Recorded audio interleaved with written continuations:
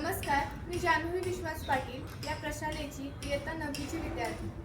आज मी आपल्या सर्वांसमोर अमृतकाळ उद्याचा भारत घडवणारे युवक या विषयावर एक कविता सादर करणार आहे। काळाच्या उंबरठ्यावर उभा भारत, नजरेत स्वप्नांचे क्षितिज, इतिहास श्वास रोखून पाहतो, युवकांच्या पावलांची वाटचाल निश्चित, हाती विज्ञान, मनी संस्कार, डोळ्यात उज्ज्वल उद्याची चाहूल, राखेतून उभा राहणारा फिनिक्स जसा तसा युवक म्हणजे संघर्षातून घडलेलं मूल, स्वप्नांना पंख देणारा हा काळ, संकल्पांची पेटलेली मशाल, भवितव्य लिहितो कर्तृत्वाने, युवक हीच भारताची खरी ढाल।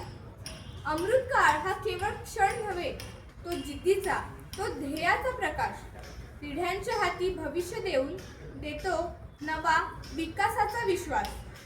उद्या जेव्हा भारत बोलेल जगाच्या सभेत तेजस्वी स्वरात, तेव्हा सांगेल इतिहास अभिमानाने, हा भारत युवकांनी घडवला अमृत काळात, हा भारत युवकांनी घडवला अमृत काळात। धन्यवाद।